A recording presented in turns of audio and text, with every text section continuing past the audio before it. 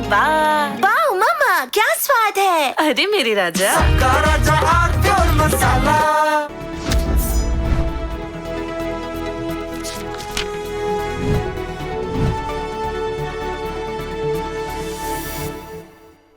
नमस्कार। राम मंदिर में चढ़ावा चोरी पर अब सारा युद्ध और उस युद्ध का फोकस दिल्ली पर शिफ्ट हो गया है, अयोध्या से दिल्ली। उसके दो प्रमुख बिंदु ही, एक, आज देश की सबसे बड़ी अदालत अयोध्या में इसी चढ़ावा चोरी पर या चढ़ावा डकैती, जो भी कहिए आप, उस पर सुनवाई करने जा रही है। ये बहुत महत्वपूर्ण घटनाक्रम है, ध्यान रखिएगा। सुप्रीम कोर्ट का एक निर्देश सारा पासा पलट सकता है। वो फंस सकते हैं जो अभी तक फंसते हुए नहीं दिखाई दे रहे, बहुत से जेल जा सकते हैं, क्योंकि सुप्रीम कोर्ट तो फिर सुप्रीम है, सर्वोच्च है, और वहां कोई छोटी मोटी सिफारिशें भी नहीं चलती किसी की। अदालत तो फिर अदालत है। प्रशासनिक व्यवस्थाओं में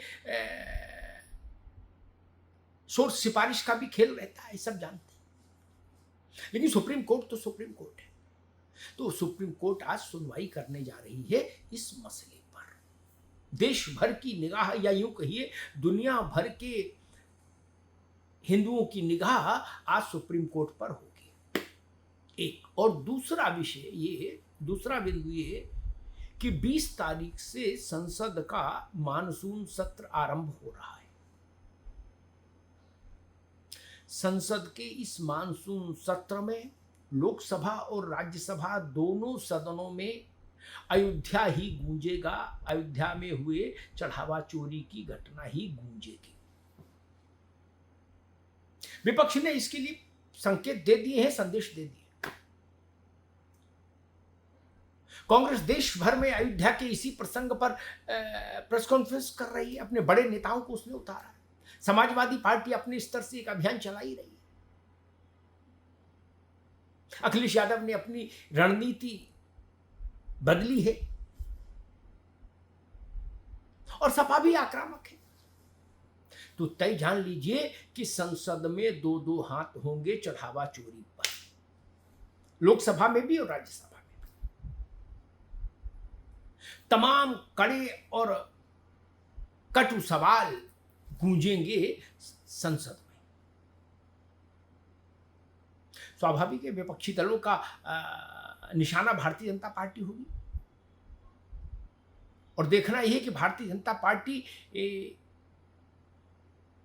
यानी सत्ता पक्ष संसद के दोनों सदनों में इस चढ़ावा चोरी पर विपक्ष के राजनीतिक अभियान का किस तरह मुकाबला करता है, क्योंकि सवाल बड़े होंगे, कड़े होंगे, तीखे होंगे। कुछ सवाल हैं जो इस चढ़ावा चोरी कांड में बहुत शिद्दत के साथ गूंज रहे हैं, और उनका कोई उत्तर नहीं दे रहा।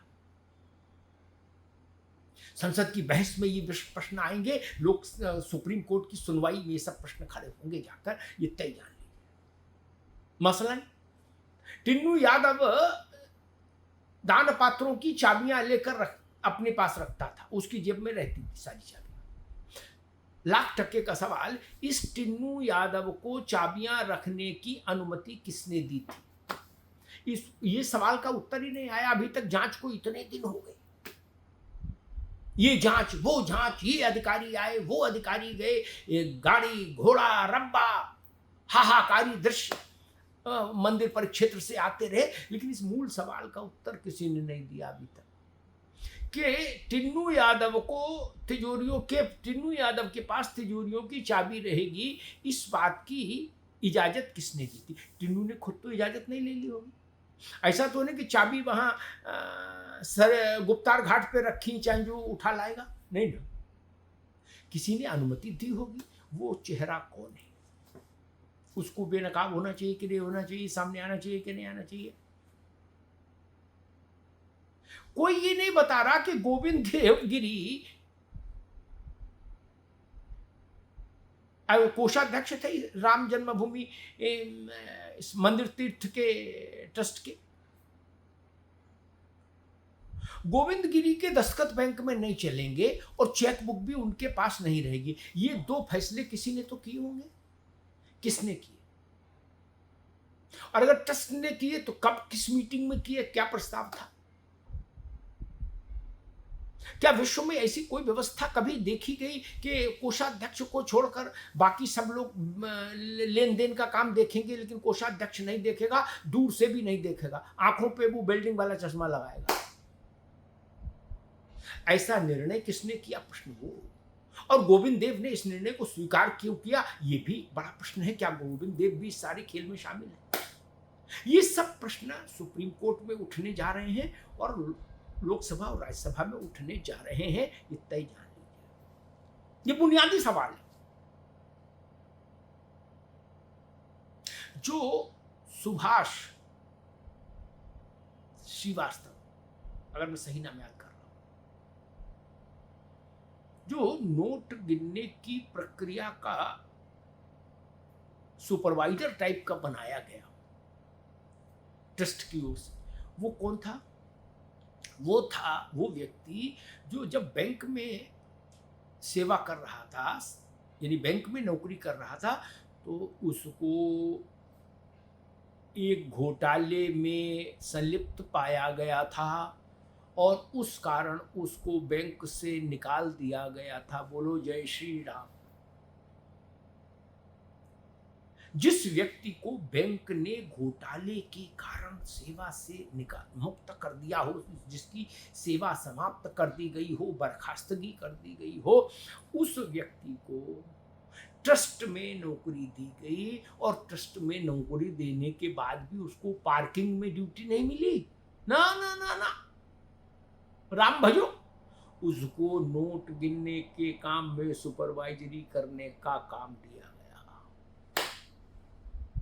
ये प्रश्न गूंजेगा, अनंत दिगंत तक गूंजेगा, जान लीजिए। किसी ने तो, कोई तो नाम होगा, कोई तो चेहरा होगा। ये काम प्रेतों का, जिन्नों का, पिशाचों का, भूतों का तो नहीं हो सकता। किसी मनुष्य का चेहरा होगा जिसके हाथ ने ये फैसला किया होगा कि भाई ये जो घोटालेबाज बर्खास्त बैंक कर्मी है यही सर्वश्रेष्ठ है चढ़ावा गिनने की प्रक्रिया को सुपरवाइज करने के लिए। कोई तो होगा। वो कौन है? वो कौन है जो ऐसे हीरे को छांट कर लाया? इसलिए मैंने कहा अब लड़ाई दिल्ली में है। अयोध्या का विषय अब दिल्ली का विषय हो गया। देश के दो सर्वोच्च स्थानों में इस विषय पर अब दो हाथ होंगे। कार्यपालिका, विधायिका और न्यायपालिका, तीन ही खंबे हैं हमारे लोकतंत्र के। उन तीन खंभों में से दो खंभों के बीच में अब ये विषय आ गया है। न्यायपालिका सर्वोच्च न्यायालय, उसका सर्वोच्च प्रतीक, वहाँ ये विषय आज है। और संसद, विधायिका का सर्वोच्च सदन, विधायिका का सर्वोच्च प्रतिमान, वहाँ ये विषय 20 तारीख को उठेगा। और पूरे मानसून सत्र में इस विषय का कोलाहल आपको सुनाई देगा। इसलिए मैंने कहा कि अब अयोध्या पर दो हाथ, देश की राजधानी में, सुप्रीम कोर्ट के भीतर और संसद के भीतर। धन्यवाद।